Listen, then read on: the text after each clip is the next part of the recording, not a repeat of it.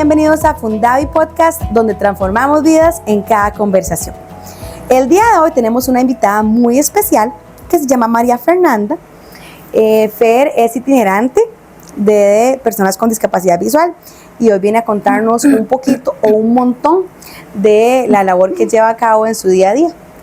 Fer, a ver si nos contás un poquito de vos. Bueno, muchas gracias por la invitación. Estoy muy feliz de estar aquí y poder describir un poquito mi trabajo, que realmente amo lo que hago y es muy bonito para mí. Ok, soy Fernanda, como lo dice Diana. Soy oriunda de Turrialba. Amo trabajar aquí en Heredia, realmente es muy, muy bonito. Este es mi año 13 trabajando en el servicio de apoyo itinerante en discapacidad visual. Aunque el servicio desde el MEP se llama Servicio de Apoyo Itinerante en Deficientes Visuales, ese nombre no lo han cambiado, pero nosotros le decimos Servicio de Apoyo Itinerante en Discapacidad Visual, ¿verdad? Atendemos toda la región de Heredia y somos 4 itinerantes en discapacidad visual, ¿verdad? Ok, Fer, contanos un poquito, porque a uno siempre le da la curiosidad, bueno, al menos a mí, ¿qué motiva a la gente a hacer lo que hace? En su caso, ¿qué es lo que la motivó a desempeñarse en esto, a dedicar su vida a esto? Bueno, yo siempre he tenido como esa curiosidad y todavía la tengo, de cómo viven, cómo hacen las personas con discapacidad visual. Entiéndase que personas ciegas y con baja visión engloban la discapacidad visual. Ver cómo accesan a la información, los apoyos con los que cuentan, cómo caminan por la calle. Entonces, claro, nosotros nos vamos dando cuenta que tenemos que trabajar el uso del bastón, que tenemos que tener claridad en nuestros puntos cardinales, en los puntos de referencia y las pistas en donde nosotros vivimos, y ahí nos vamos dando cuenta de que podemos ser independientes, pero sí ocupamos esto, dar un apoyo y orientar a la familia y a las personas en condición de discapacidad, ¿verdad? Qué importante enfocar a la familia, ¿verdad? No es solamente sí, totalmente, la siempre. La familia tiene que ser nuestra mano derecha, nuestra mano izquierda el estudiante, la comunidad educativa, ¿verdad? Es un conglomerado muy grande, la verdad. ¿Cuánto tiempo llevan esto, Fer? Este es el año 13. Sí. Ok, está bien, Fer. Fer, en su día a día, ¿en qué consiste su trabajo? Bueno, describir un poquito el servicio sería. Nosotros atendemos a la población de Heredia. Entiéndase que no atendemos a la región de Siquir, de Sarapiquí, porque es otra región, ¿verdad? Aquí en Heredia atendemos de donde se vea la necesidad. Estudiantes desde los 0 meses hasta los 13, 14 años si están en un aula integrada. Atendemos niños pequeños en estimulación temprana, todo lo que es la parte de estimulación visual y estimulación en general para los niños ciegos. Y si nosotros valoramos y vemos que tienen todas esas habilidades para irse a la escuela de su comunidad, nos vamos, ¿verdad? ¿Quiénes son los chiquillos que quedan en los centros de enseñanza especial? Ok, algunos que tienen diferentes condiciones asociadas, ¿verdad? Que tienen condiciones más específicas que sí tienen que permanecer en el centro de enseñanza especial. Y por los demás, pues nos vamos a la escuela de su comunidad, que eso es muy importante. Si viven en Santo Domingo, nos vamos a Santo Domingo Heredia. Si viven en San Pablo, nos vamos a San Pablo. Que crezcan con sus vecinos, con sus amigos y que sean uno más de la comunidad. Entonces, damos apoyo al Centro de Enseñanza Especial, a las escuelas, todo lo que es primero, segundo ciclo y aulas integradas, ¿verdad? Ya colegio, eso le corresponde al Instituto Helen Keller. Fer, sobre tu día a día, no es común escuchar el término itinerante en las comunidades y la gente a veces no tiene del todo claro qué significa un itinerante, a dónde trabajan, a dónde es que vengan los chiquillos. ¿Qué haces en tu día a día? Ok, el itinerante es aquel docente que llega a ofrecer un servicio de apoyo educativo a donde se encuentre el estudiante matriculado. Entonces, no tenemos una escuela única. Digamos, nuestra escuela sede es el Centro de Enseñanza Especial de Heredia. Ahí atendemos estudiantes pequeños, pero los estudiantes que están en las regiones, en las comunidades, es a donde tenemos que llegar, ¿verdad? Entonces, por ejemplo, este año tengo 6 escuelas a cargo, tengo que visitarlos, 7 escuelas a cargo. Entonces tengo que visitarlos a ellos. ¿Y qué hacemos? Bueno, hacemos una valoración de manera integral y valorar cuáles son sus áreas fuertes, sus áreas débiles, entregar un informe a los padres de familia, a los docentes, y con eso nosotros tenemos que ver cómo vamos a trabajar, cuáles son las necesidades de ese estudiante, ¿verdad?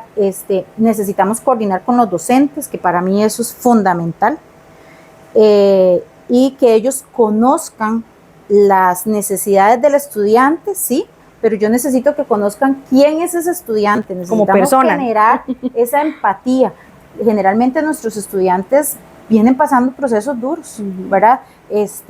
Son chicos que la guerrean casi que desde que nacen, entonces tienen unas particularidades que uno dice, necesitamos apoyarlos de manera integral, y esa empatía necesitamos generarla con toda la comunidad educativa. Y también con la comunidad en general. Si el estudiante vive en Santo Domingo, entonces yo voy a hablar con el panadero de Santo Domingo, la señora de la librería, el señor del bus, y para que ellos aprendan a cómo podemos apoyarlos y no más bien entorpecerlos o obstaculizar su camino, ¿verdad?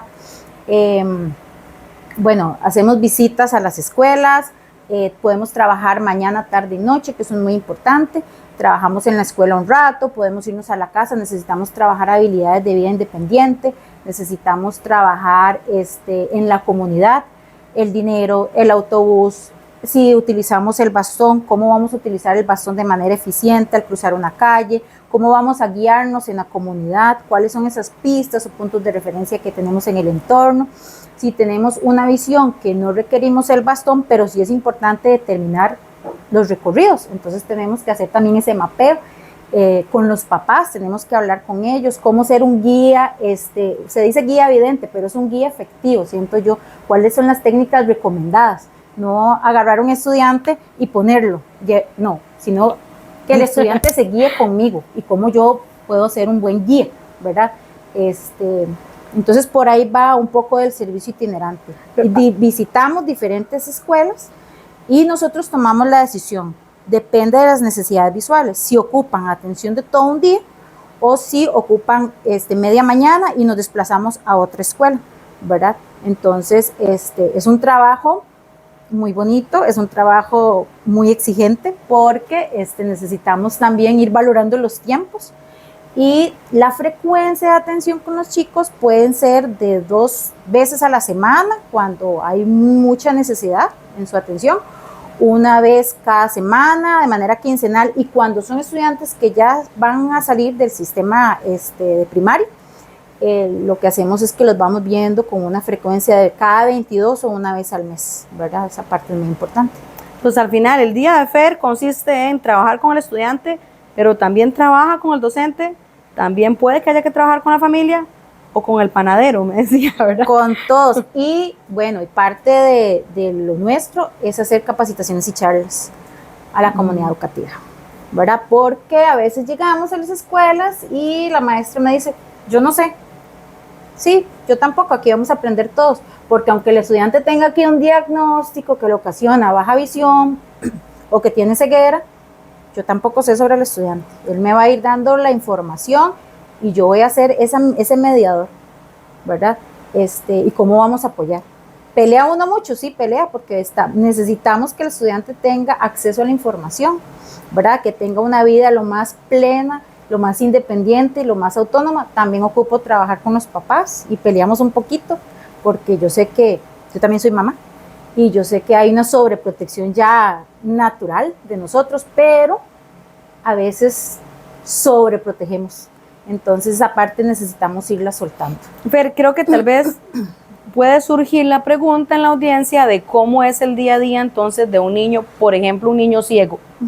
En la escuela, si la itinerante va a mi escuela solamente una vez a la semana o 2 veces a la semana, el resto del tiempo, ¿cómo debe trabajar ese niño? ¿O quién es el que está a cargo de ayudarle en su día a día en la escuela? Bueno, primero, nadie está a cargo del niño, ¿verdad? El niño es uno más de la comunidad educativa y sabemos que todos los que estamos en la comunidad educativa tenemos que cuidar a todos los niños, eso es muy importante.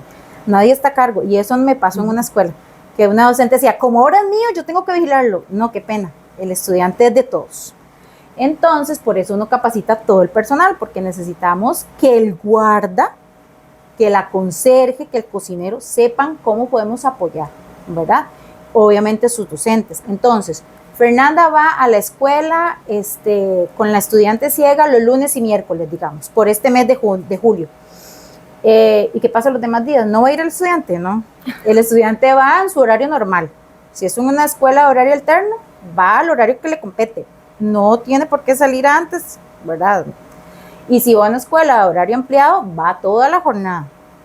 Los docentes se capacitan para que trabajen con el estudiante. Okay. Si accede a braille, pues la información va a estar en braille. Ahí se ocupa coordinar mucho conmigo para que el material esté listo. Si van a ver geografía de Costa Rica y si ocupan el mapa adaptado, la idea es que ya ese estudiante tenga el material listo. Ok, vamos a empezar a leer y que el estudiante vaya leyendo igual que sus compañeros. ¿Quién hace ese material? Yo tengo que hacerlo, es parte de mis funciones, ¿verdad? Que muchas veces ese trabajo se hace en la casa porque no nos da tiempo, ¿verdad? A veces en las escuelas nos da chancecito y vamos dejando algún material adaptado, pero entiéndase que si el estudiante recibe, aparte de las materias básicas, artes industriales, artes plásticas, música, etcétera, todo hay que adaptarlo. El libro de inglés, porque ahora utilizan muchos libros de inglés, todo hay que adaptarlo.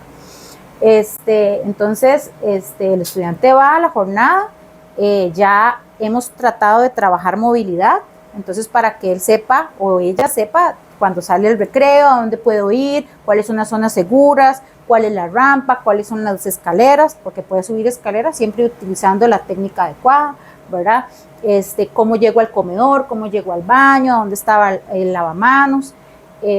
Generalmente dentro del aula el estudiante no utiliza el bastón porque es un espacio muy controlado y ya los compañeros en su mayoría tienden a tener como esa organización de que tenemos un estudiante y al final eso es por todos, donde no tenemos que tener cosas que obstaculicen el paso, ¿verdad? Entonces, ya hay como un ambiente muy estructurado. Toma las clases que tenga que tomar, el material adaptado, los compañeros ya saben si tenemos en algún momento que darle el material para que lo peguen en la mesa de trabajo, o ya si no es necesario, pues el estudiante que vaya trabajando igual que los compañeros, si se trabajan en grupo, entonces si tiene que responder, él sabe que tiene que utilizar la máquina Perkins, si tiene que hacer una exposición que la haga igual que sus compañeros, ¿verdad? Ir a educación física, ir a cómputo, tomar las clases que toma, todo normal, ¿verdad?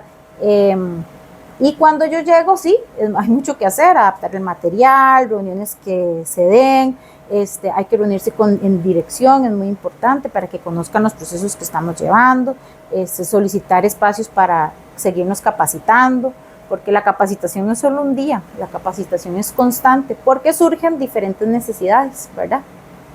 Con respecto a esto de las capacitaciones, Fer, ¿cómo ve usted el avance de esta capacitación que está recibiendo el personal docente?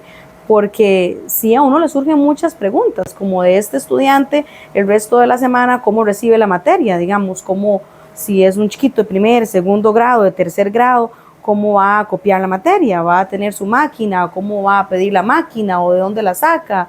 Todo esto no es información que se maneje en el día a día y pues no todos los niños tal vez tienen un diagnóstico desde recién nacidos, por decirlo así, y puede que se generen estas preguntas en padres y madres de familia. ¿Cómo se maneja y cómo va el avance de esto? Es un proceso fluido, o sea, en la escuela de Turrialba, en la escuela de tal parte, o en este caso en una escuela de Heredia, un niño se diagnostica a los 7, 8, 9 años con una enfermedad que tiene un diagnóstico que va a llegar a ceguera o que es una baja visión. Número 1, tiene que tener el documento del hospital de niños para ingresar. Y número 2, ¿cómo ve usted este avance? ¿Es algo fluido? ¿Se genera el servicio itinerante fácilmente? Por ejemplo, en Heredia podríamos decir que fluye. Hemos tratado de capacitar al personal porque sí, llegan con mucho susto, ¿verdad? ¿Cómo vamos a hacer? Es que la estudiante ciega está en materno y falta un año para entrar al primer grado y nosotros no sabemos. Estamos con tiempo para capacitarnos porque esa estudiante por eso está ahí, para que venga a primer grado, pero ¿cómo vamos a hacer si no sabemos nada? Y vamos a aprender. Entonces, de verdad, uno sí tiene que estar muy empoderado y conocer. Eso es muy importante. Tenemos que saber sobre braille, cómo enseñar braille. No es que yo sé braille para mí, es cómo yo enseño el braille a personas con discapacidad visual y a personas sin condición de discapacidad. Si tenemos una persona que está perdiendo la visión, tenemos que hacer una valoración con el tipo de letra, si ocupa cuaderno adaptado, si requiere algún tipo de iluminación extra en la pizarra o sobre su escritorio, si requiere pupitre adaptado, porque todos esos apoyos nos van a permitir que el estudiante se sienta seguro y pueda vivir el proceso de lectoescritura en tinta, ¿verdad? Y si es ciego, pues en braille. Esta información hay que dársela al docente, y no solo al docente de grupo, no, al docente de educación física, al docente de música, al docente de inglés, porque somos toda una comunidad educativa y tenemos que saber, es que eso es lo importante, que todos tenemos que saber. Hay situaciones donde a veces hay como esas barreras actitudinales que yo no sé y no quiero aprender, es como el miedo. Obviamente cuando hay desconocimiento hay miedo y es muy válido, pero tenemos que aprender a aprender, ¿verdad? No queda de otra. Entonces, generalmente en Heredia sí tratamos de llevar esos cursos, esos talleres en coordinación con dirección, porque hasta eso no es fácil en qué momento sacar 2 horas, 3 horas, toda una jornada de trabajo para capacitar todo el personal, ¿verdad? Entonces, lo vamos haciendo por tractos. En Heredia contamos con máquinas Perkins para los estudiantes ciegos. La idea es explicarles a ellos cómo utilizar la máquina, ¿verdad? El cuidado que tenemos que tener. Tenemos regletas y punzones en calidad de préstamo para que ellos también la utilicen en caso de, y cómo podemos adaptar materiales sencillos a un costo bajo, ¿verdad?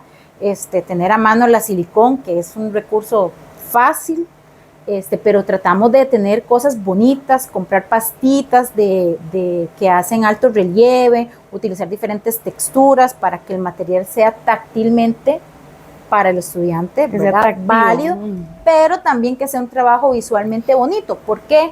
Porque si partimos desde el DUA, la idea es que trabajemos para todos. Entonces no solamente para Diana, porque es como el estudiante que es ciega, entonces yo le voy a dar este mapa adaptado. Tome, Diana, este mapa me puede servir de referencia visual para todos los otros estudiantes, ¿verdad? Entonces, no es que el docente se carga porque tengo que hacer un material extra, ¿no? Muchas veces ellos son tan inteligentes, los mismos docentes regulares, que nos dicen, agarramos el sistema respiratorio y se los mostró a los chiquillos. Está divinamente adaptado y hay mucha referencia visual, y para el estudiante hay mucha referencia táctil, ¿verdad? Y a los estudiantes con baja visión es un trabajo también muy intenso y es de mucho compromiso para los docentes, porque sí necesitamos que el material sea nítido, no sea un material fotocopiado, sea un material impreso de alta calidad, ¿verdad? Eso es muy importante. El tiempo para ver es muy importante para el estudiante. Yo no voy a llegar a decirle a Diana, aquí está el mapa, ¿lo viste? Y seguimos con Juancito.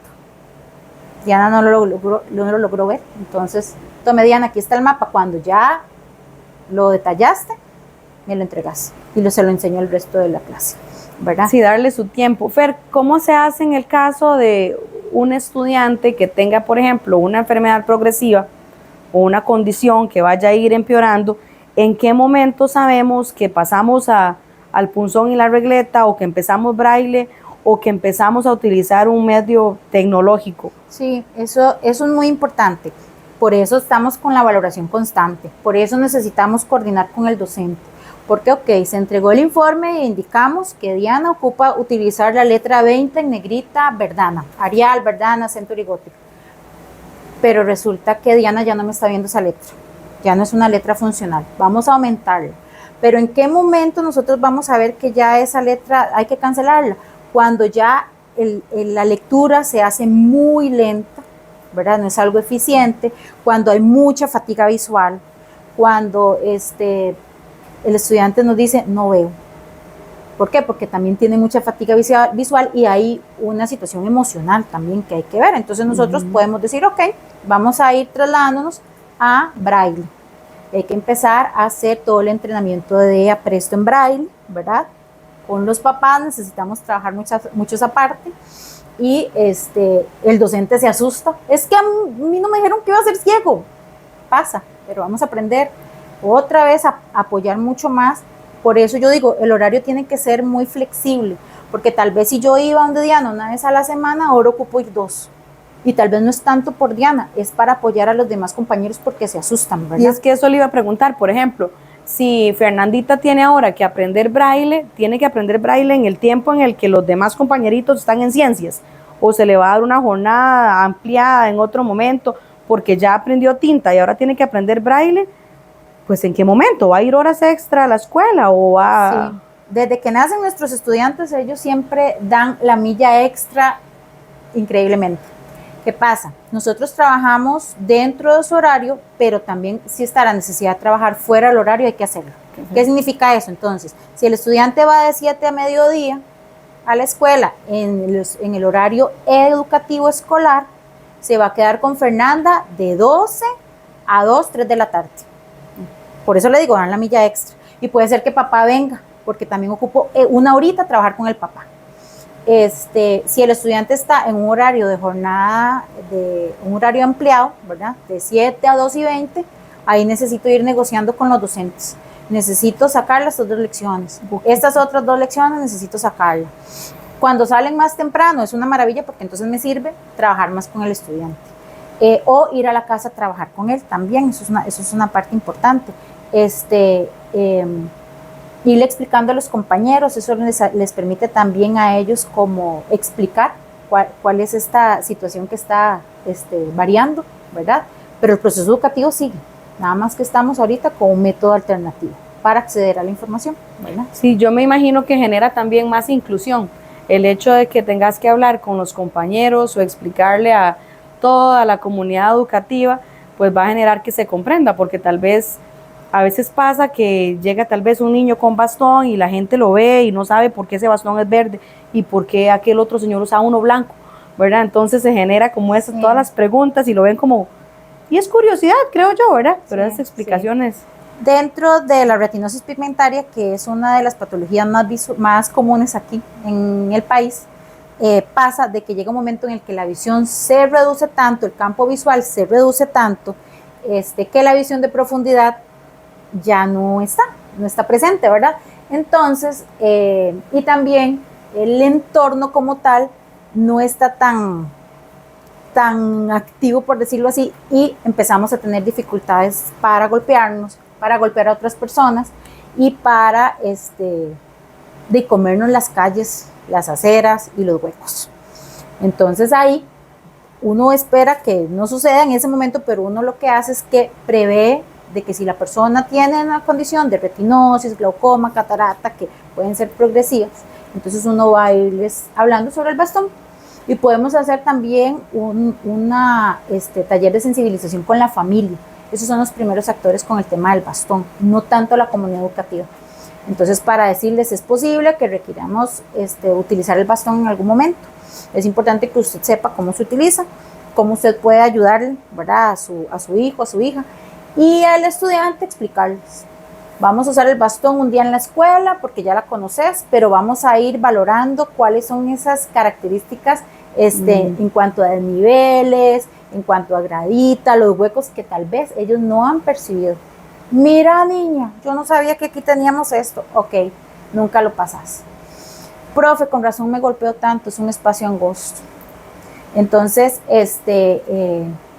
generalmente se les da el bastón verde, que es el bastón que identifica a la persona usuaria con baja visión, ¿verdad? El bastón blanco nos viene a decir que es una persona ciega, ¿verdad? Y también está el bastón rojo con blanco, que es una persona sordo-ciega.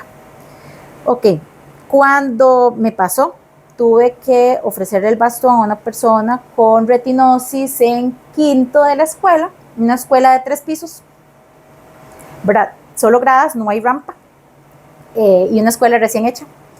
Y empezamos a usar el bastón verde en la escuela, porque yo quería evidenciar gradas, usé pasamanos. Inmediatamente me decían, ¿qué le pasó? Y yo, no le pasó nada. ¿Qué tiene? Había mucha curiosidad porque dijeron, está ciega, ¿verdad? Era una niña. En ese momento ya esta chica sabía que teníamos que utilizar el bastón. Entonces cada vez que las mismas docentes, conserjes nos conocen, ¿Qué pasó? Ella daba la respuesta. Es que mi visión de profundidad se ha visto pues afectada, entonces necesito sentirme más segura al caminar. Claro. Y estoy utilizando el bastón. Entonces eso también le permite a la persona como irse empoderando, ¿verdad? De estas características que está viviendo en este momento. Y me decía, niña, es que de verdad ahora me doy cuenta que hay cosas que yo no veía. Yo ya no choco en las bancas, porque hay bancas en los pasillos para que los estudiantes se sienten, es una escuela muy grande. Yo ya no tengo problemas para chocar con otros estudiantes, porque sí había pasado una situación un poco complicada con unos chicos de primer grado. Les cayó encima a los chiquillos que estaban en el suelo comiendo. Entiéndase que hay escuelas donde los chiquillos se tienen que quedar, es una escuela horario alterno, pero se tienen que quedar todo un día, entonces comen en el suelo, ¿verdad? De los chiquillos no ven que la chica tiene dificultad visual, ella va caminando con sus compañeros, se tropezó y les cayó encima, y pasó de que la comida de los chicos se les cayó, entonces, ¿verdad? Todo lo que conllevó a nivel emocional. Profe, yo los golpeé y ella se sintió como víctima. Claro, hubo una situación que emocionalmente nos llamó, ¿verdad? Para decir, necesito usar el bastón. Ah, bueno, pero recuerde que ya usted más o menos sabe cómo es la técnica. Sí, pero yo quiero que me acompañe estos días, y lo hicimos.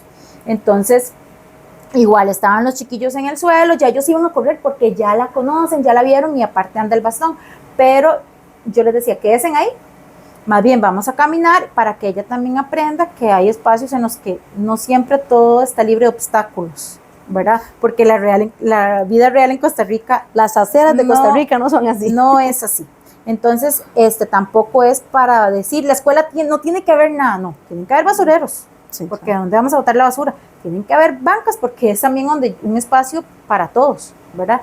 Entonces, la estudiante entendió que eso era un apoyo para su vida, ya no para la escuela, sino para su vida independiente. Y donde ella vive no habían aceras. Entonces también me decía, claro, niña Fer, ahora yo voy usando el bastón y los carros hasta pasan más despacio. Claro. Niña Fer, ahora cuando yo voy a cruzar me dicen, le ayudamos, pero no, yo ya me siento segura porque yo ya sé cómo llegar, porque hemos trabajado esa parte de movilidad, orientación y movilidad, ¿verdad? Y para la mamá fue muy enriquecedor ver que ya su hija caminaba con independencia. La mamá tampoco sabía cómo llevarla y obviamente a nivel emocional de mamá está ese choque, ¿verdad? De cómo hacemos, pero ya la chiquilla se sintió bien y ha fluido todo, ¿verdad? Esa parte. Qué importante conocer el diagnóstico para ver por dónde va el asunto, ajá, ¿verdad? Y para la misma aceptación. Y ya después, pues, que la comunidad sepa, ¿verdad? Que no fue que le pasó algo, ¿verdad? Tal vez la gente lo hace con muy buena intención, ¿verdad? ¿Qué le pasó y por qué ahora anda ese bastón? Pero en todo esto de los apoyos, hemos hablado ya de los tamaños de la letra, hemos hablado de la máquina braille, del bastón. ¿Qué otras estrategias, o más bien, cuál es el siguiente paso? Cuando ya los chicos van saliendo de escuela, tal vez ya con un sistema braille, ¿qué otras estrategias o qué otras herramientas o apoyos se les da? Inclusive a nivel tecnológico, ¿a qué punto sigue? ¿A qué paso es el siguiente? Ok, cuando vivieron el proceso de lectoescritura en tinta, en braille, uno lo que más desea es que vayan al colegio con mucha independencia, ¿verdad? Sabemos que ir al colegio se las trae, ¿verdad? Es complicado. En el colegio los chiquillos llegan y dicen, me tratan como un adulto, ¿sí? Estamos ya creciendo, ¿verdad? Y llegan esas mostacillas, se sienten como, ¿qué es esto? El mundo se les abre más. Entonces uno lo que ocupa es empoderarlos un poco más con estrategias. La idea es digitalizarlos, que ellos puedan salir utilizando su herramienta tecnológica, su computadora, y utilizando un lector de pantalla. Ahora está el NVDA, que es un lector libre, ¿verdad? Entonces nos permite instalarlo en la computadora y que ellos se vayan haciendo uso de la herramienta.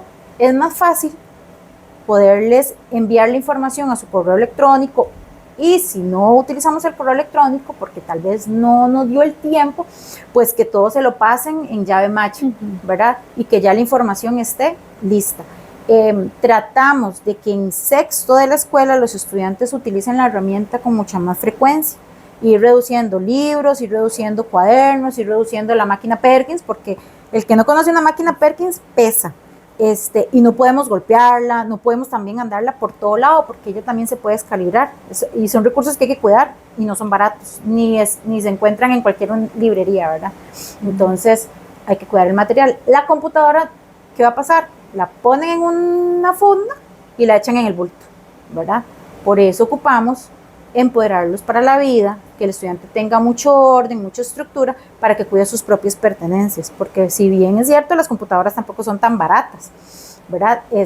Y si no la cuidan, llegan y tiran el bulto, estás tirando la compu. Entonces hay que vivir un proceso de orden y estructura con los chicos, y esto también es mucho de casa. El docente no puede estar viendo estas situaciones porque esto viene de casa. Y a veces tenemos ese problema, ¿verdad? Entonces, ya ellos en sexto, ojalá digitalizarlos, ¿verdad? Para que se vayan al colegio de su comunidad. Y en teoría, tienen que tener el acompañamiento del Helen Keller. Por eso también tratamos de trabajar con menos frecuencia, porque tengo entendido que el Instituto Helen Keller les da una atención menos frecuente. Puede ser que haga una visita mensual, trimestral o anual, ¿verdad? Y el estudiante sí está acostumbrado a que viene el itinerante una vez a la semana y está conmigo, y tal vez ese itinerante del Helen Keller vino y más bien coordinó con los docentes, no coordinó con el estudiante. Entonces, ¿cómo hacemos? Necesitamos irnos divorciando un poco del chiquillo, ¿verdad? Para que él también tenga las herramientas necesarias, exigir lo que él necesita, ¿verdad? Entonces, en sexto vamos haciendo como ese simulacro, ¿verdad? Que el profesor, generalmente los profesores en sexto ya tienen la materia en digital, y casi todas las escuelas tienen su pantalla, o por lo menos aquí en Heredia tienen las pantallas, videobin, entonces van pasándole la materia mucho por proyector, entonces que al estudiante se la pasen por llave malla y que fluya un poco más, ¿verdad? Fer, en todo esto que me has venido hablando, vemos reflejada la realidad que hay a nivel nacional.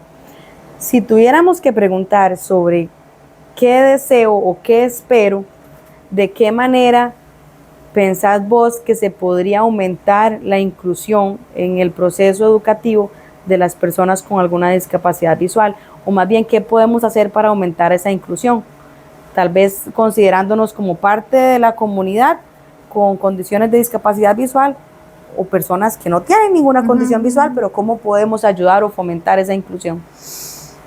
Esto se las trae, porque mucho es la barrera actitudinal.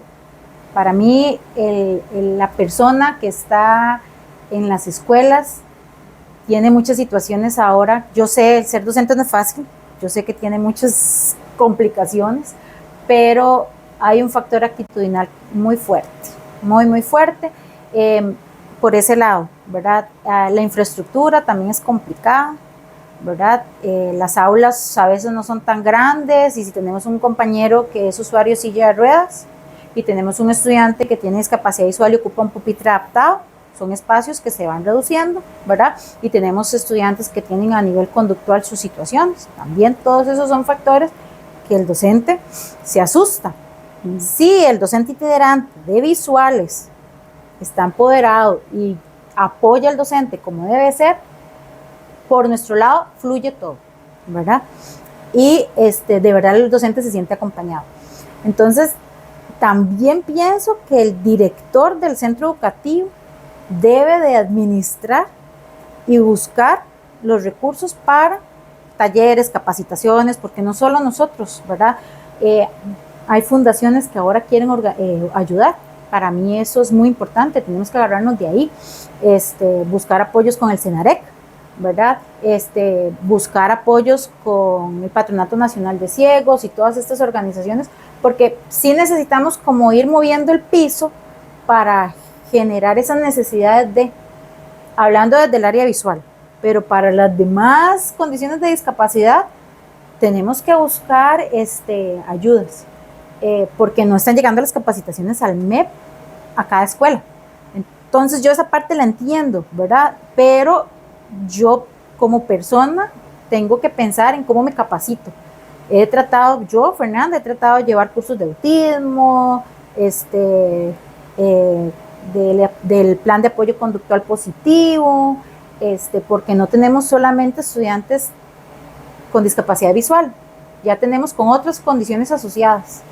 Y si yo no aprendo a cómo darle estrategias a él, a la familia, nos vamos a quedar ralitos. Y sí es importante que sepamos que tenemos un estudiante en nuestras manos, ¿verdad? Entonces, esto es una responsabilidad muy grande y se las trae. Entonces, yo sí siento que el director de la escuela es importante que conozca las carencias, los compañeros de educación especial levanten la voz también, a veces nos quedamos callados, no queremos salir de esa zona de confort y yo siento que no está bien, ¿verdad? Tenemos que aprender.